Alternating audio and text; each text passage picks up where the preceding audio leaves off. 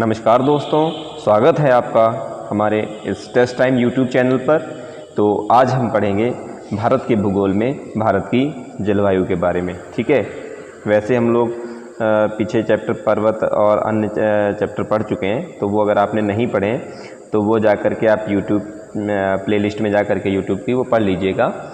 तो आज जो हम भारत की जलवायु पढ़ने वाले हैं, इसमें हम पढ़ेंगे पार्ट 1। ठीक है, पार्ट 1 में क्या क्या सीखेंगे? पार्ट 1 में हम ये सीखेंगे कि वेदर क्या होता है, जिसको कि मौसम कहा जाता है, ऋतुएं क्या होती हैं, क्लाइमेट जिसको जलवायु कहते हैं ये क्या होती है, पृष्ठ छाया क्या होती है, फेरल का नियम पढ़ेंगे, और भारत में मानसून कैसे आते हैं, मानसून कैसे बनते हैं, और मानसून केरल से ही क्यों आते हैं, और मानसून जो है जून के महीने में ही क्यों आते हैं। तो ये बहुत सारी चीज़ें आपको नई नई सीखने को मिलेंगी, और बहुत ही मैंने बढ़िया तरीके से नोट्स को तैयार किया है।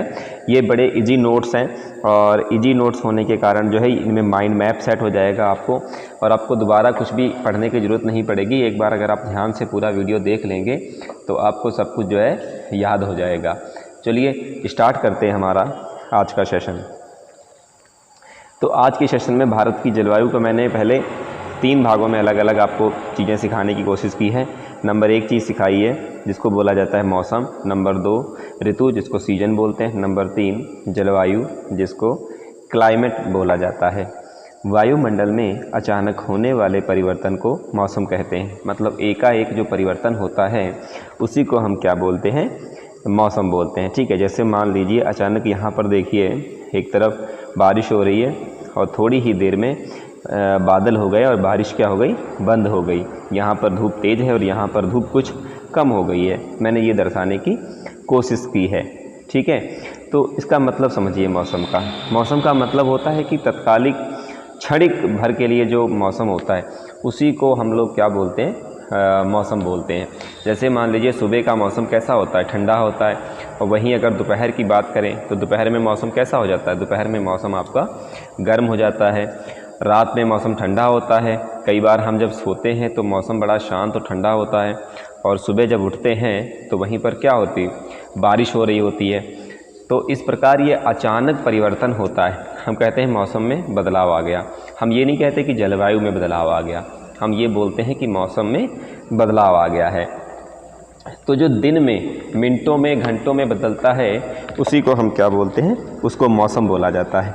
और जो वर्ष भर, ठीक है, में कई बार बदलता रहता है, दिनों में कई बार बदलता रहता है। जैसे आज जाड़ा है, कल गर्मी हो गई, परसों बरसात हो गई।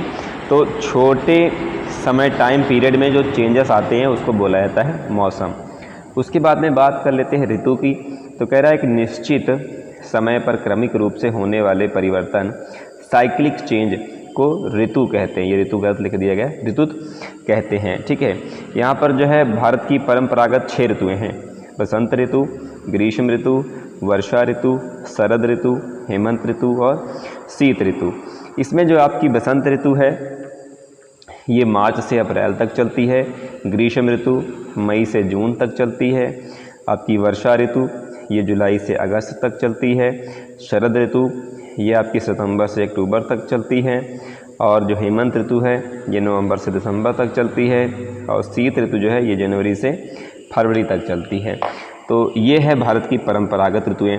और मौसम वैज्ञानिक जो है वर्ष के जो ऋतुएं हैं उनको 4 भागों में बांटते हैं। ठीक है, नंबर 1 है आपका शीत ऋतु, नंबर 2 ग्रीष्म ऋतु, नंबर 3 मानसून का आगमन, और नंबर 4 मानसून की वापसी। इसमें शीत ऋतु 15 दिसंबर से 15 मार्च तक होती है, और आपकी जो ग्रीष्म ऋतु है ये 16 मार्च से 15 जून तक होती है। ये कुछ विविधताएं हैं, और कुछ ये जो तिथियां दी हैं ये सामान्य सीमा रेखा को तय करती हैं कि ये मानसूनी पवनों पर भी निर्भर करती हैं।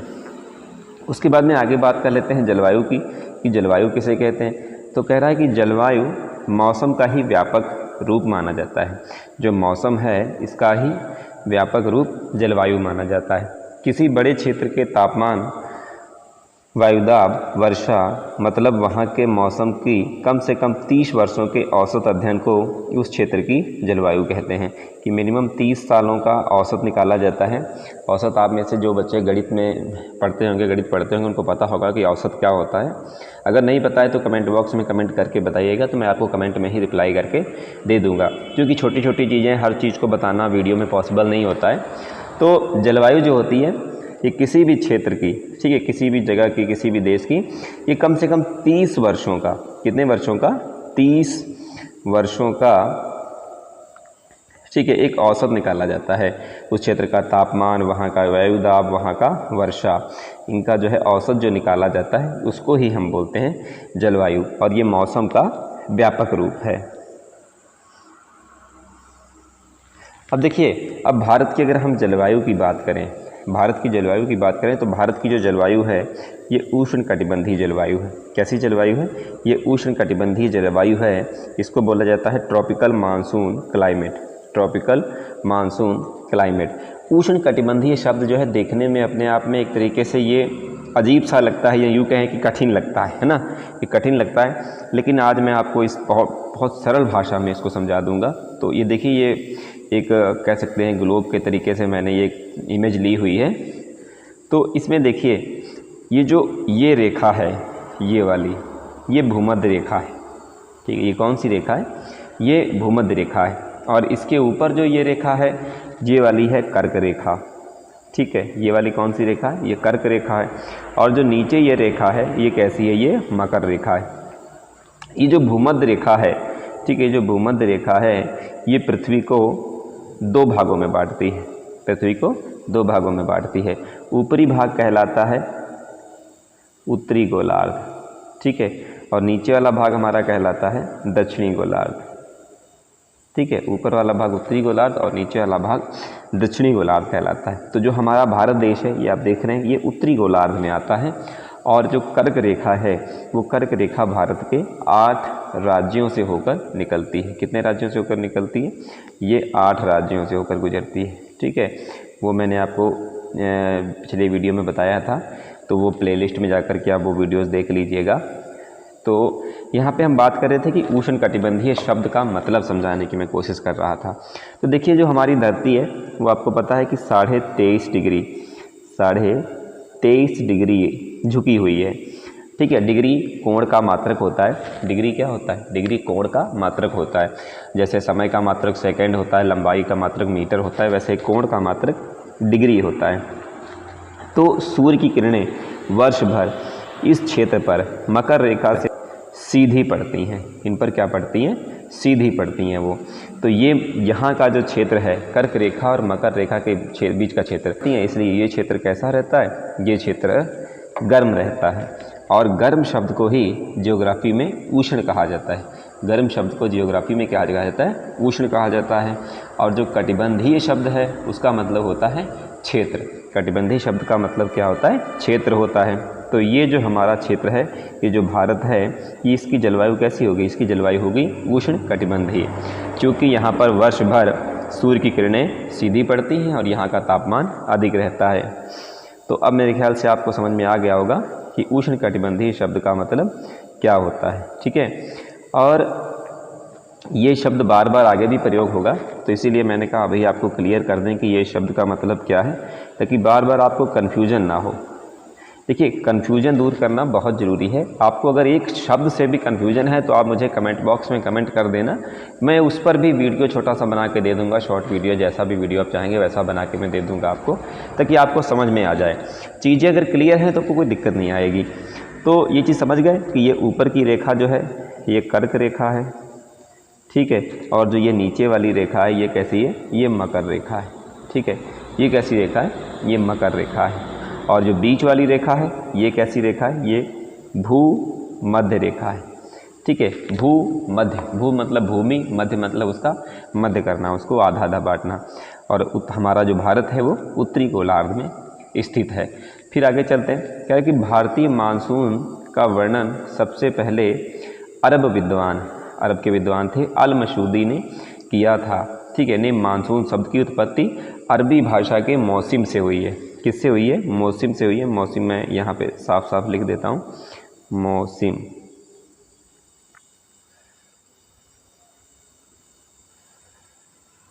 ठीक है, किस शब्द से हुई है? ये मौसम शब्द से हुई है। ठीक, तो सबसे पहले जो वर्णन किया था वो अरब विद्वान अल-मशूदी ने किया था। क्वेश्चन एक बार पूछा गया कि किसने किया था, तो अल-मशूदी ने किया था। और जो मानसून शब्द है ये अरबी भाषा का मौसम शब्द से उत्पत्ति हुई है, जिसका अर्थ होता है, इसका क्या अर्थ है कि मौसम के अनुसार दिशा बदलने वाली पवनें किसी भी देश की जलवायु पर निर्भर करती हैं। जो किसी भी देश की जो जलवायु है वो मौसम के अनुसार जो पवनें दिशा बदलती हैं उनको ही हम क्या कहते हैं? जलवायु कहते हैं। देखिए, पवनें दिशा बदलती हैं, इस चीज़ भी आगे हम क्लियर करेंगे। और मैं एक चीज़ आपको बता दूं कि मानसून शब्द का मेनली मतलब होता है कि महासागरों से भाप बन के उठने वाला भाप जो इकट्ठा होकर बादल बनता है और जो बादल बन के बारिश होती है उसी को मानसून कहा जाता है। यूँ कहें कि समुंदर से उठने वाला भाप का पानी जब बादल बनता है और वो बादल बन के जब जिस एरिया की ओर आता है तो कहा जाता है कि मानसून आ गया। मानसून शब्द का मतलब है बारिश से संबंधित है। ठीक है, बारिश का होना। अच्छा, ये किस किस चीज़ पर निर्भर करता है तो वो ज़रा हम देख लेते हैं। ठीक है,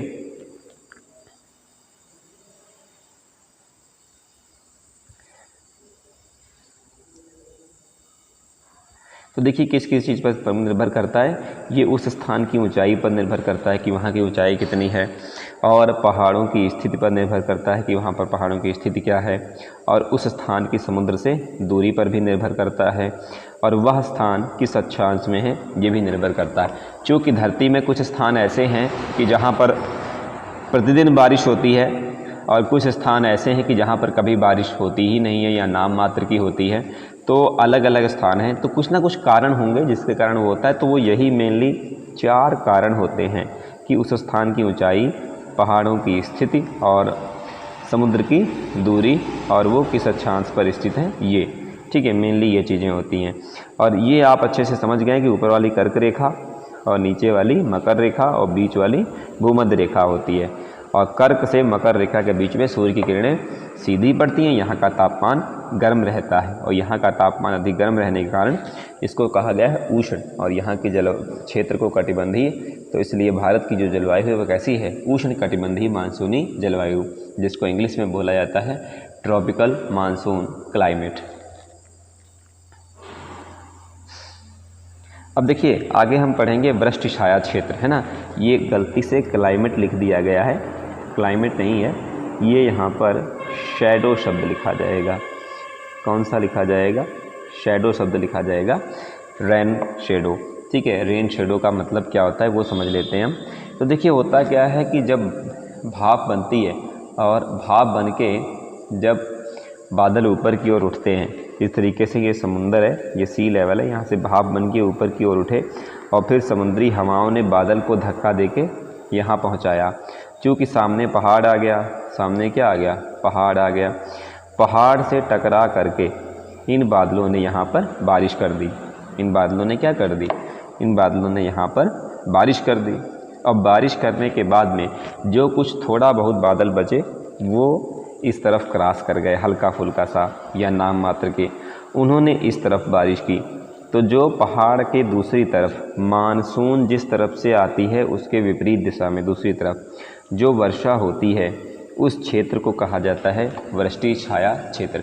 जिस क्षेत्र में वो वर्षा होती है, लगभग मान लीजिए आपकी 85% से आसपास वर्षा इस साइड में होती है पहाड़ के, जिस साइड में मानसून आते हैं, और 15%, ठीक है 15% या उससे भी कम वर्षा जो है पहाड़ के दूसरे तरफ होती है।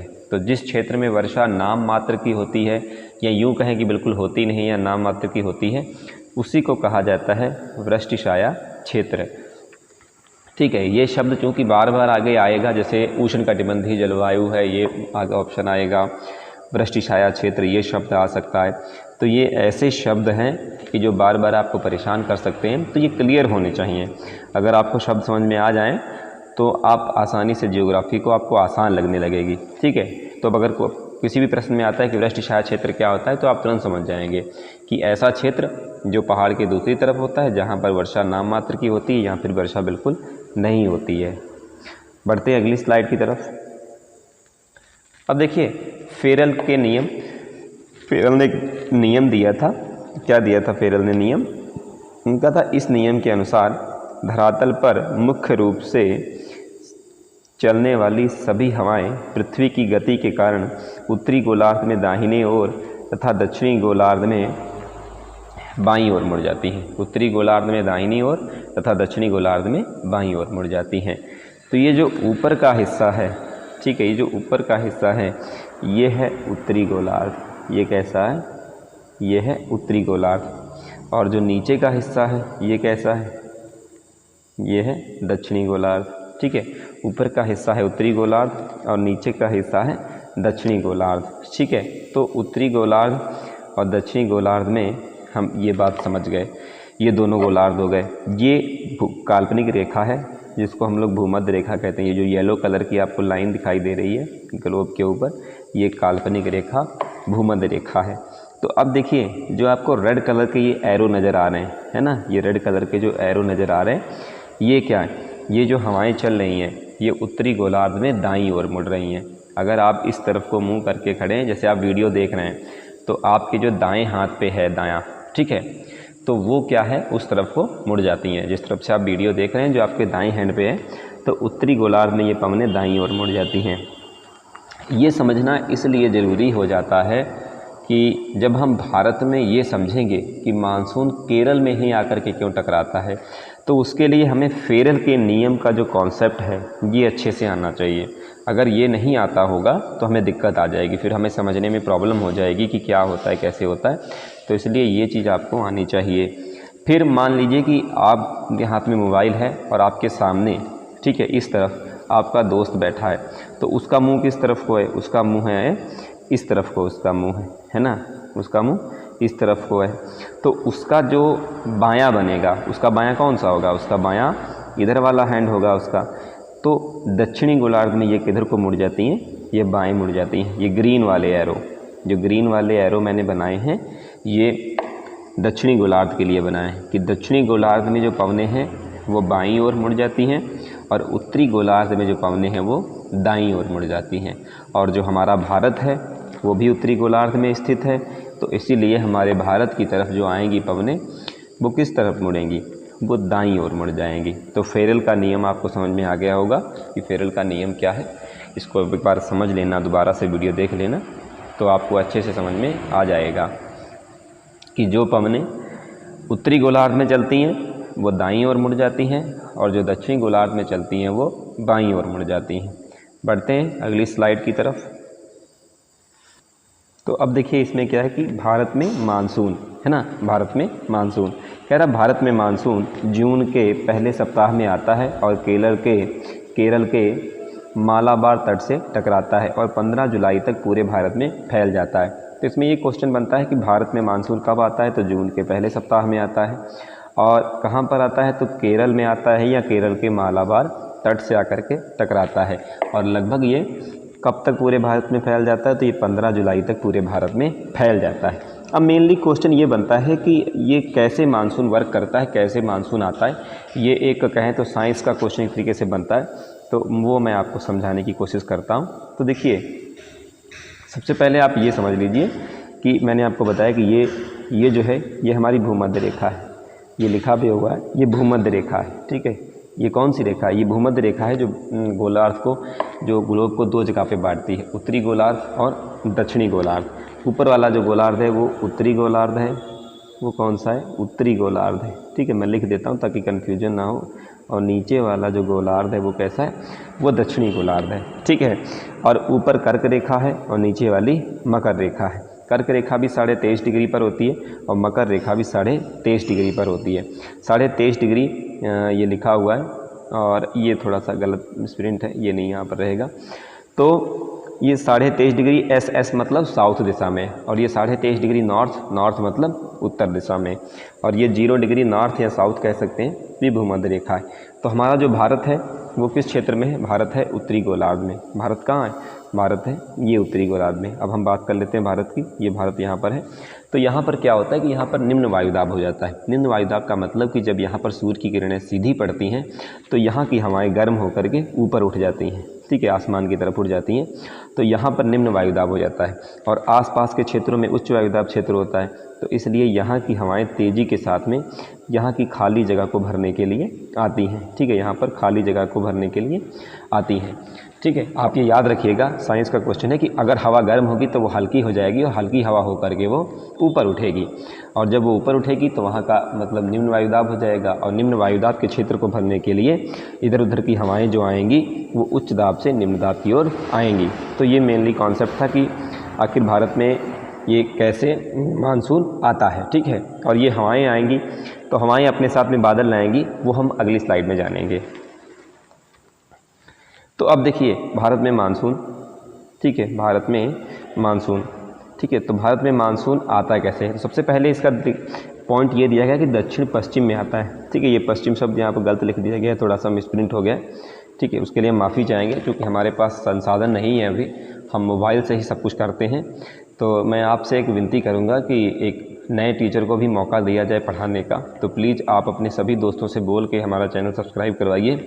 और लगभग अगर 2K सब्सक्राइबर्स आप जल्दी से कंप्लीट करवा देंगे तो मैं जो है लैपटॉप ख़रीद लूँगा और मैं उस पर जो है आपको वीडियो बना करके और फेस दिखा करके और अच्छे से क्लियर करवा दूँगा।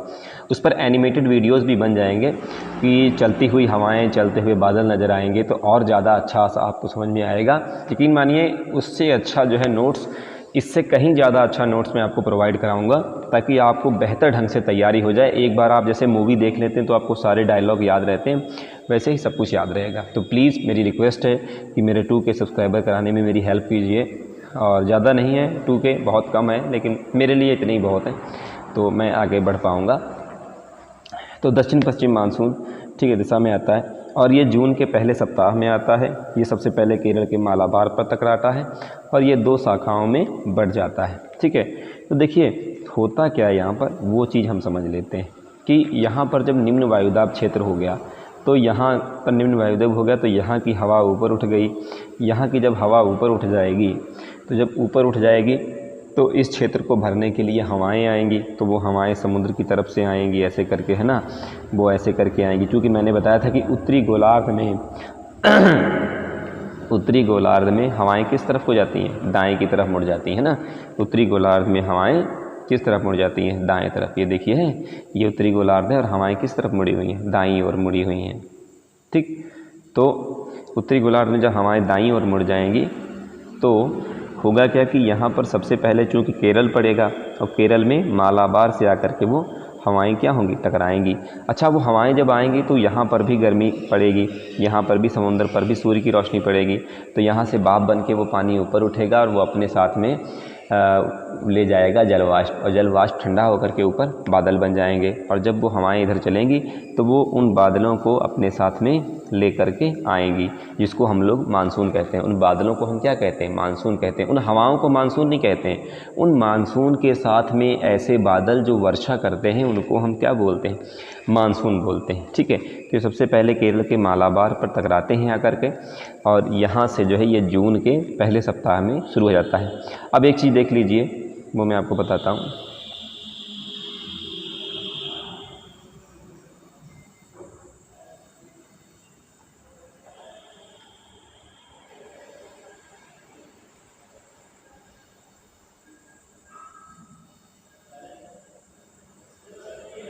अब देखिए ये कुछ ऐसे है, ये दिशाएं कुछ ऐसे हैं।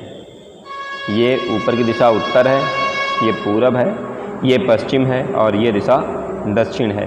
और ये वाली जो दिशा है बीच वाली, ये कौन सी है, ये दक्षिण पश्चिम है। ये कौन सी दिशा हो जाएगी, ये दक्षिण और पश्चिम दिशा हो जाएगी।